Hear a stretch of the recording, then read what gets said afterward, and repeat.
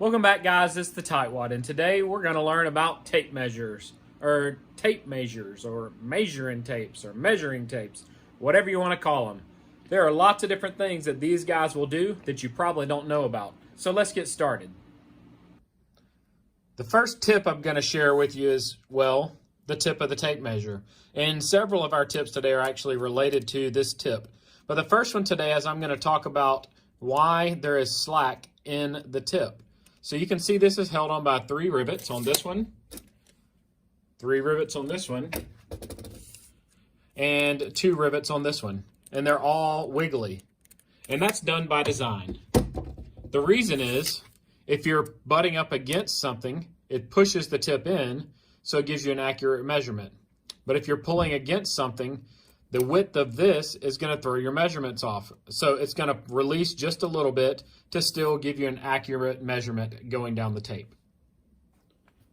I need some props for the next tip. So I'm going to hammer a nail into this board. And since we're already talking about the tip of the tape measure, we're going to move to talk about what this notch is right here. So every tape measure has a little hole in the front. The sole purpose of that hole is to be able to easily hook it on a nail and pull the tape long distances. I know you can hook it on the edge of most materials, but sometimes there's a bevel on the edge of the material, or you'll walk about 15 feet away and your tape measure tends to slip off of it. But if you hook it on a nail head, it's not going to pull off no matter how hard you pull. It's a nice sturdy way to hold your tape measure when measuring long distances.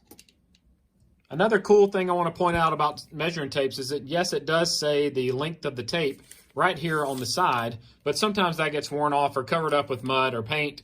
But the tape itself also says the full length of the tape. So you see right here it says 25 feet. On this tape it says 16 feet.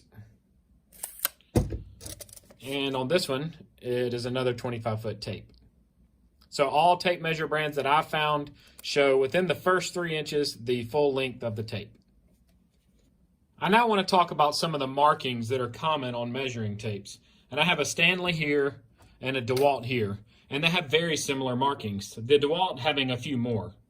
But we're going to start with this. Notice that every foot here, here, here, and here has a nice large arrow on it to indicate that you're at the every 12-inch increment. So this is the 2-foot mark at 24 inches.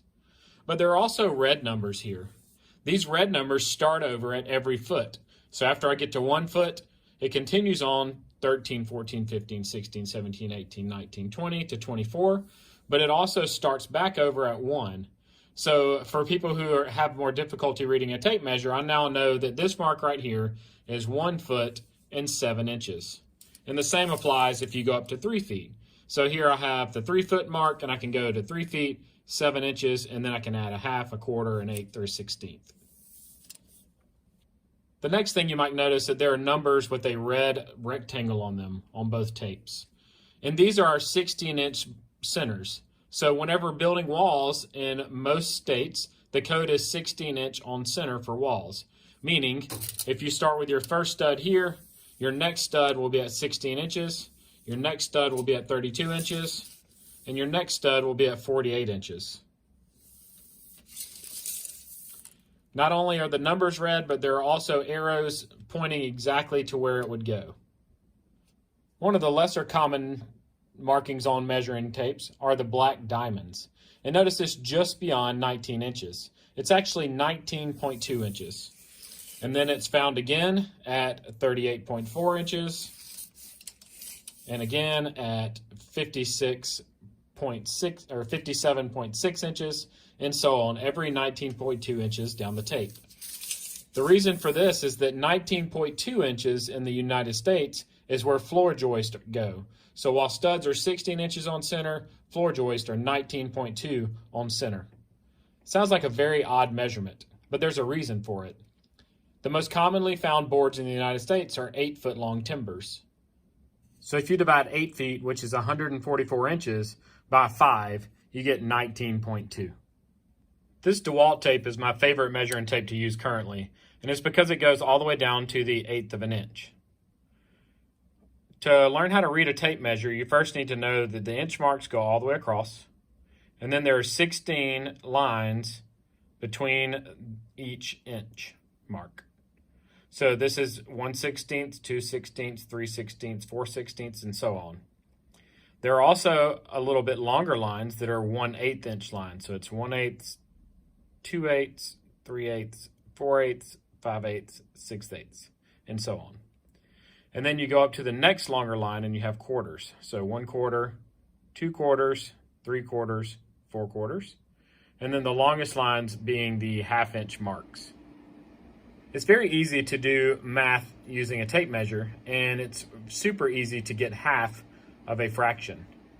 So for instance, right here we have 7/8. To get half of 7/8, we double the denominator, which is 8, and make it 16. So then we're going to look for 7/16. So 1, 2, 3, 4, 5, 6, 7. So this is 7/16, which is exactly half of 7/8. The same applies to half. So to make it simple, you could do 1/2, double the denominator to 4. So it's going to be 1/4 is exactly half of 1/2. I want to show you another trick you can do with a measuring tape. If I measure this board, I can see that it is actually 11 and 11/16. And to find half of 11 and 11/16 might be difficult. So if I want to find the center point of this board, I can put my tape at an angle and measure to the 12 inch mark here. So I'm tight on this end, I'm pulled down to 12 inches here, and I'm gonna make a mark right here at 6 inches because I know that's half of 12, that's easy. So now I can come back and I can measure to there, and it's 5 7/8 this way, and 5 7/8 this way. So I found the center point of my board very easily. Another thing I want to make sure you know about is that you always should measure when marking a board with a V. The reason why you mark with a V instead of a line like this is because when I walk away from the board and come back to it, I know exactly what point I measured to get to the V. If I look at this line, I don't know if I measured to this end of the line or this end of the line. But with a V, I always know that this side of the line is my measurement. One more quick measuring tip I wanted to show you. If you're rough cutting lumber and you just need to break down a large piece of sheet goods or get a rough measurement here, there's an easy way to make a line down the board. So I'm going to actually do this one at 2 inches, 2.5 inches down the center of this board. So I'm going to pull my tape to the edge tight here. I'm going to put my pencil, get some lead out, right at 2.5, and then I'm going to slide my tape measure down the board. And it's going to give me a nice straight line that is exactly 2.5 inches from the side of the board. Again, if I was doing fine carpentry, I wouldn't use this, but if I needed a close enough line, this is a great way to measure without pulling out a level and clamping it down to the board and getting a nice straight edge going there. Another tip using a measuring tape is to use it to do division. So you can easily find the half of something by going to the measurement you're looking at. So if you're good in math, you might know exactly what half of 43 is. But if you fold it in half and look in the elbow of the tape down there, we see that it is actually 21.5 right there in the center. So again, if I had 38 or 39.5, I could look down here and it's a little bit less than 20, so it's 20 or 19 3/4. I wanted to show you one more application of using the tape measure to do math. And say I needed to go 44.5 and I needed to subtract 5 1/4 from that. Again, if I'm not good in math, I could line up the tip of my tape measure right at 44.5, and then I could take my 5 1/4 down here and I could see that my total would be 39 1/4. So you just go with the length you need to remove here and then match it up with the other side. One of the things my brother and my dad and I used to do in the hardware store where I grew up working in was play with measuring tapes. And one of the games we'd play was to see how much standout a tape had. So how far could you roll out your tape before it broke and fell down? And when we say break, we don't mean it actually breaks, but meaning it pops like that. So this first tape that we were looking at today popped out at about 5 feet and 8 inches. And why is standout important on tape? if I'm trying to measure an 8-foot board and I'm standing on one end of it and I want to just reach my tape down to the other end and save me 3 or 4 steps, it'd be nice if my tape would reach out 8 feet before breaking over. This next one is my Stanley level lock, 25 foot.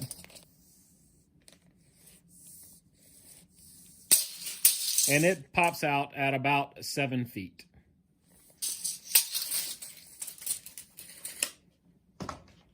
Now I'm going to show you my favorite tape that I use or grab the most frequently. I either grab the 25-foot version or the 16-foot version of this. I actually grab the 16-foot version more often because it is a little bit lighter. And I'm currently at 8 feet and it's still going. And I'm at 9 feet. And I'm at 10 feet. So this particular tape doesn't break until about 10 feet. And I can feel it's actually made out of better material. But I did buy these on sale, and I'm a tightwad. So I got these on a great sale. It was a 2-pack at Christmas a couple of years ago. If I was going to buy one for the regular store price, I'd probably go with a Stanley Fat Max or one of the higher-end Stanley brands instead of buying the DeWalt, because these do get a little bit expensive at times. But that's a good way to quickly see the quality of the tape measure when you're in a store, is you can quickly pop it out and see how far it stands out. And it's a lot of fun too. I hope at least one of these things is not something you already knew about tape measures. If you have any additional tips, put them in the comments section and I'll be sure to record a follow-up video and give you credit in it. Leave any questions you might have in the comments section and I'll get back to you as soon as possible. Click that subscribe button in the center of the screen right now and then turn on the notifications so you'll know next time I post a DIY style video. If you want to become part of Tightwad Nation, be sure to follow me on Instagram at TightwadDIY. I tend to post some behind the scenes footage and also some of the videos before I even post them on YouTube. I hope you guys have a great day.